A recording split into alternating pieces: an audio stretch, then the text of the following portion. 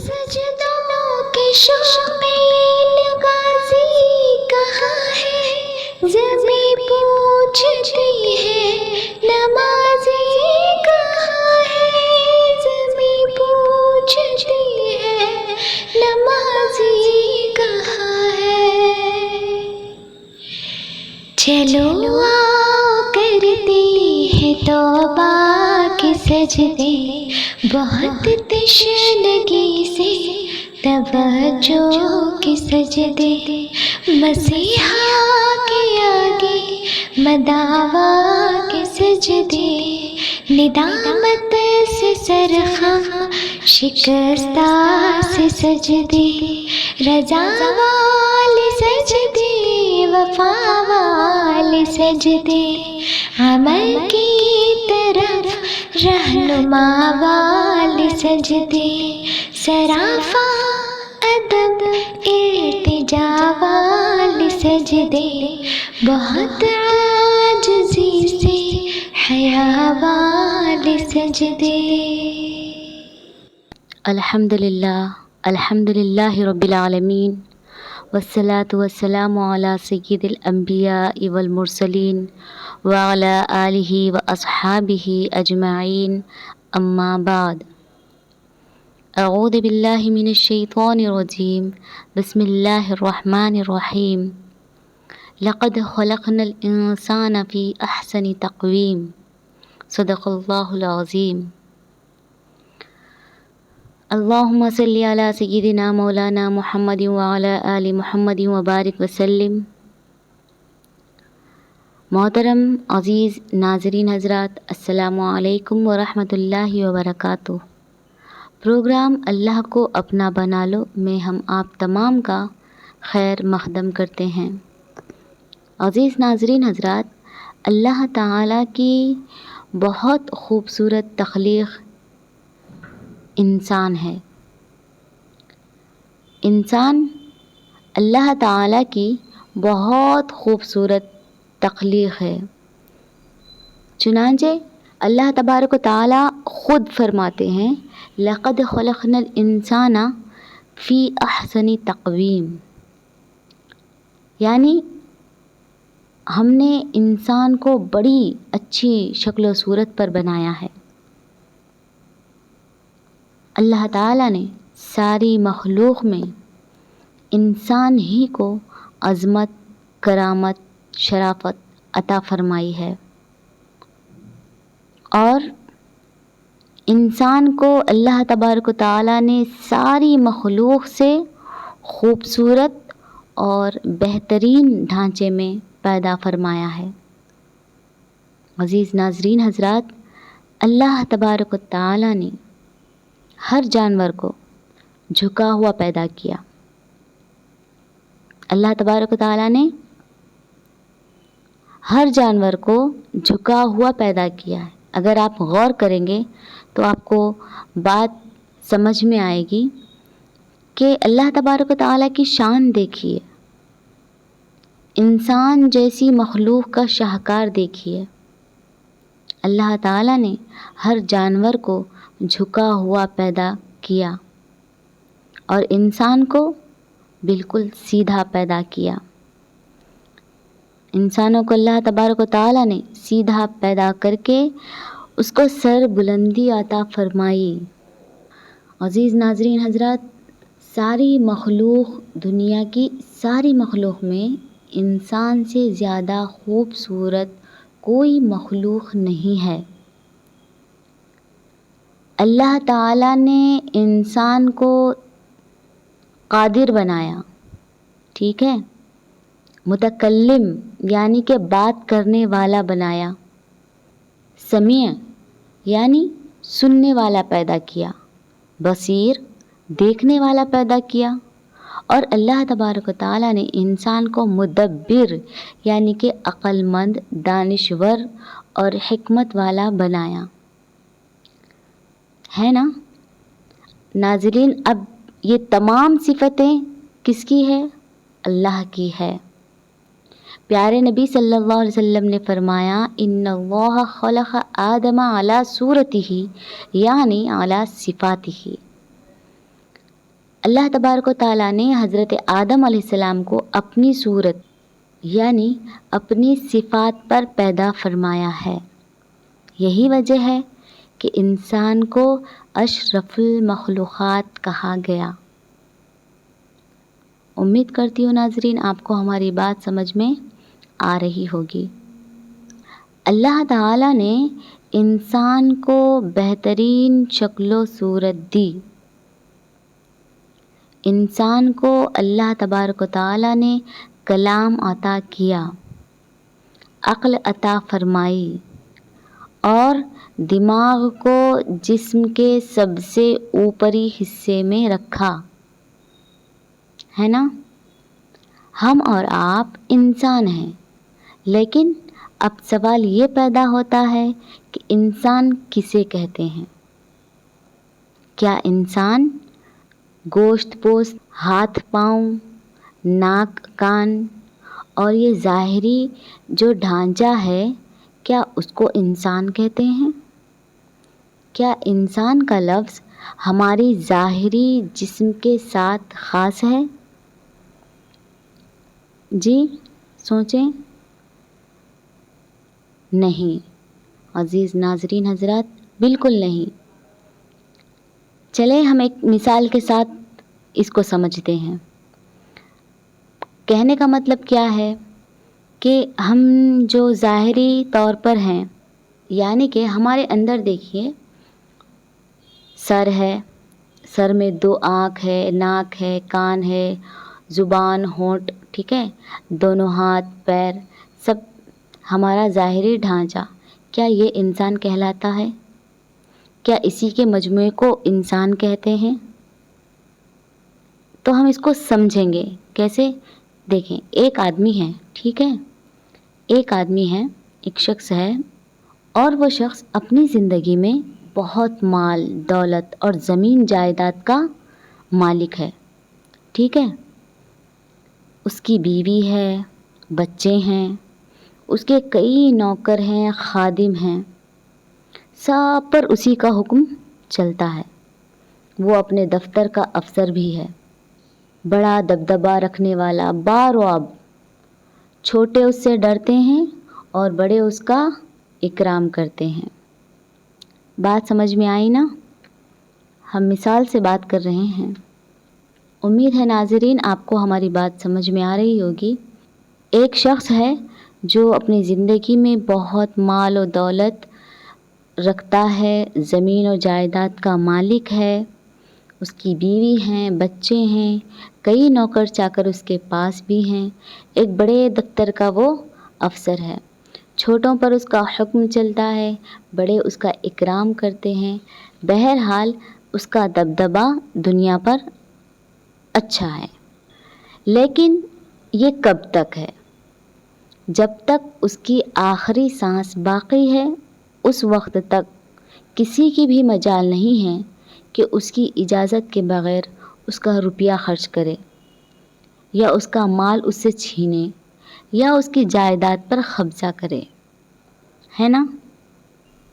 لیکن جب آخری سانس لیتا ہے تو بس نہ مال اس کا رہا، نہ وہ دولت اور جائیداد کا مالک رہا، نہ ہی اب اس کی بیوی رہی، نہ خادم نوکر اس کے ماتحت رہے۔ ابھی وہ گھر میں موجود ہے، لیکن اس کی دولت اب کسی اور کی ہو گئی، ہے نا؟ جو مکان اس نے اپنے لیے بنایا تھا، اب وہ اس کا نہیں رہا، اب وہ کسی اور کی ملکیت ہے۔ اب سوچئے ناظرین، غور فرمائیے، اگر انسان گوشت پوست اور ظاہری ڈھانچے کا نام تھا تو سوال یہ ہے کہ اتنا بڑا بدلاؤ کیسے آیا؟ کیوں کر آیا؟ اتنا بڑا انقلاب کیسے آیا کہ بازی ہی پلٹ گئی؟ اس کا جسم تو وہی ہے نا، اس کا جسم تو وہی جسم ہے، اس کے جسم پر وہی گوشت پوست ہے، اور اس کے جسم میں ہاتھ پاؤں ناک کان اسی طرح لگے ہوئے ہیں، لیکن اب اس کو کوئی انسان کیوں نہیں کہتا؟ ہے نا؟ اب اس کو کیوں انسانی حقوق حاصل نہیں ہیں؟ سوچئے۔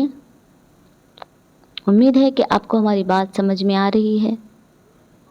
تو ناظرین، یہ ہے ہماری اصل حقیقت۔ یہ دنیا صرف چھلاوا ہے۔ اس دنیا میں اس وقت تک ہی ہمارا اختیار ہے جب تک کہ ہم آخری سانس نہیں لیتے۔ اب ناظرین، اس بات پر غور فرمائیے کہ ایسی کیا تبدیلی ہوئی کہ اب وہ انسان نہیں کہلاتا اور اب اس کو انسانی حقوق تک حاصل نہیں؟ تو ناظرین، وہ ہے روح۔ روح جب انسان کے جسم کی قید سے آزاد ہو جاتی ہے تو انسان بے جان لاش بن جاتا ہے۔ انسان نہیں رہتا۔ توجہ چاہتے ہیں؟ جب تک روح جسم کی قید میں ہے تب تک وہ انسان ہے۔ جب جسم کی قید سے روح آزاد ہو جاتی ہے تو انسان ایک بے جان لاش بن جاتا ہے اور وہ انسان نہیں کہلاتا، تو انسانی حقوق کا حقدار کیسے ہو سکتا ہے؟ دراصل ناظرین، انسان کے اندر جو ہے 2 قسم کا جہاں ہوتا ہے، ٹھیک ہے؟ 2 قسم کی دنیا انسان کے اندر ہوتی ہے۔ بات سمجھ میں آ رہی ہے؟ انسان کے اندر 2 قسم کی دنیا، 2 قسم کا جہاں ہوتا ہے۔ ایک تو جسم اور مادے کا جہاں، ٹھیک ہے، جس کو ہم آنکھوں سے دیکھ کر اور ہاتھوں سے چھو کر محسوس کر لیتے ہیں۔ لیکن اس کے ساتھ ہی اور جہاں ہے جو چھپا ہوا ہے۔ ایک وہ جہاں جس کو ہم دیکھ سکتے ہیں، چھو سکتے ہیں اور محسوس بھی کر لیتے ہیں۔ لیکن اس کے علاوہ ایک اور جہاں ہے جسے ہم نہ دیکھ سکتے ہیں نہ چھو سکتے ہیں، اور وہیں پر ہماری روح رہتی ہے۔ عزیز ناظرین حضرات، اسی پوشیدہ باطنی چھپی ہوئی دنیا میں ہمارا دل دھڑکتا ہے۔ اگر ہم ڈاکٹر سے پوچھ لیں کہ دل کسے کہتے ہیں تو وہ بتائے گا دل ایک گوشت کا ٹکڑا ہے اور اس کے اندر ایک چھوٹا سا پمپ ہوتا ہے، جو بھی ہے پمپ ہوتا ہے، وہ خون کو فلٹر کرتا ہے اور ہمارے رگوں میں وہ خون کو پہنچاتا ہے۔ ایک لوتھڑا ہے گوشت کا جس کو دل کہا جاتا ہے، ٹھیک ہے؟ یہ تو ہو گیا ظاہری۔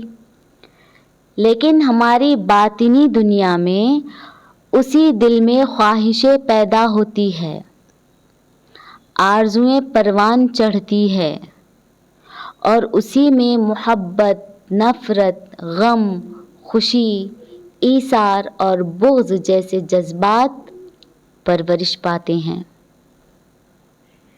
اور یہی پوشیدہ دنیا جو ہماری آنکھوں سے ہم دیکھ نہیں سکتے ہیں۔ تو کیا بات سمجھ میں آئی؟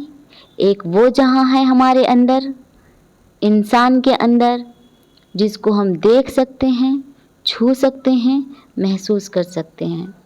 تو ناظرین، کیا بات ہماری سمجھ میں آئی کہ انسان کے اندر ایک جہاں تو وہ ہے جسے انسان دیکھ سکتا ہے، چھو سکتا ہے اور محسوس کر سکتا ہے، اور ایک جہاں وہ ہے جسے انسان دیکھ نہیں سکتا، چھو نہیں سکتا، اور اس دنیا میں روح بھی رہتی ہے اور ہمارا دل بھی دھڑکتا ہے، اور اسی باطنی دنیا میں خواہشات اچھی بری سب پیدا ہوتی ہیں۔ عزیز ناظرین حضرات، انسان کی اصل دنیا بھی وہی ہے۔ یہ بات آپ اچھی طرح سے سمجھ لیں۔ انسان کی اصل دنیا بھی کون سی ہے؟ وہی دنیا ہے، کیونکہ جسم اور اعضا، گوشت پوشت، ہاتھ پاؤں کے مجموعے کا نام انسان نہیں ہے۔ اسی لیے ہماری اصل دنیا روحانی دنیا ہے۔ جب تک اس دنیا کا نظام چلتا ہے نا، اسی وقت تک انسان زندہ رہتا ہے، اور جب یہ نظام بند ہو جاتا ہے تو پھر وہی انسان مردہ کہلانے لگتا ہے، اور اس کے تمام انسانی حقوق اس سے چھین لیے جاتے ہیں، سلب ہو جاتے ہیں۔ عزیز ناظرین حضرات، اب ہماری اس پوری بات کا اصل مقصد ہم آپ کو اب بتاتے ہیں۔ جس طرح ہمارا ظاہری جسم کبھی بیمار ہو جاتا ہے، کبھی بخار آ گیا، کبھی سردی ہو گئی، کبھی نزلہ ہو گیا، کبھی پیٹ درد ہو گیا، اور کبھی کیا ہوتا ہے ہمارا جسم بہت تندرست ہوتا ہے، تو کبھی ہمارے ظاہری جسم میں بیماریاں لگ جاتی ہے اور کبھی تندرست رہتا ہے۔ ٹھیک اسی طرح ہماری روح بھی کبھی تندرست رہتی ہے اور کبھی بیمار ہو جاتی ہے، ٹھیک ہے نا؟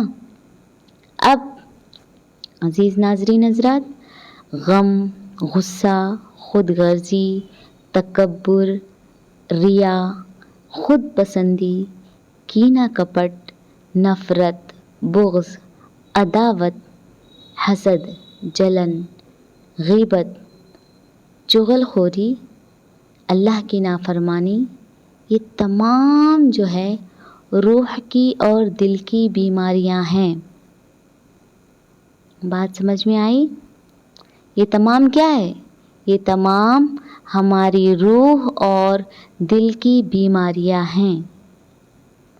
دل کی یہ پوشیدہ دنیا انسان کی ظاہری دنیا کی بنیاد ہے، اور اسی پر انسان کا بناؤ اور بگاڑ دونوں ہے۔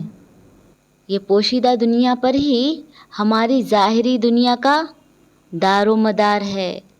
بنیاد ہماری ظاہری دنیا کی یہی روحانی دنیا ہے، یہی پوشیدہ دنیا ہے، اور اسی دنیا پر انسان کا بننا اور بگڑنا موقوف ہے، ٹھہرا ہوا ہے۔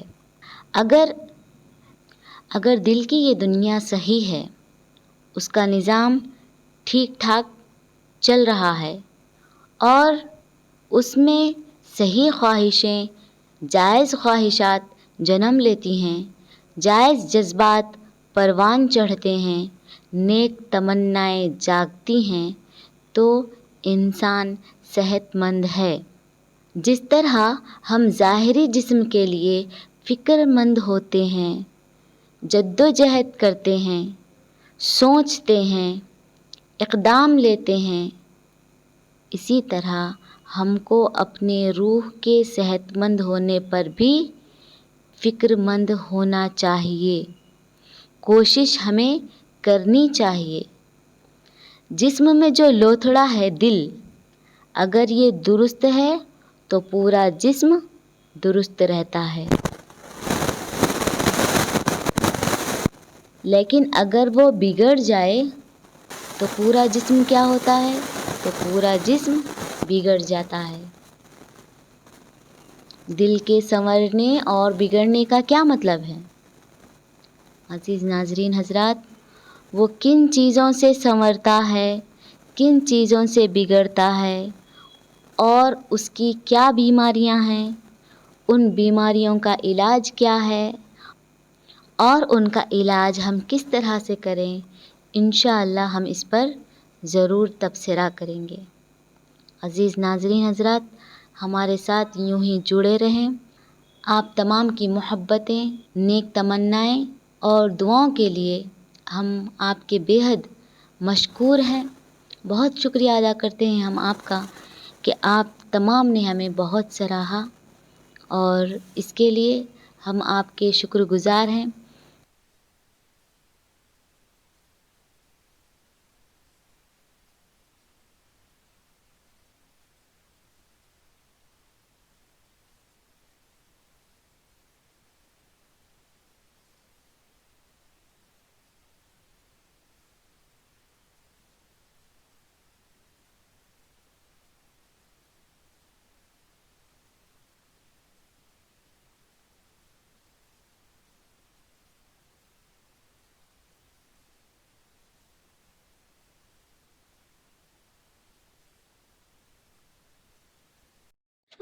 سجدوں کے شوقین غازی کہاں ہے، زمیں پوچھتی ہے نمازی کہاں ہے، زمیں پوچھتی ہے نمازی کہاں ہے۔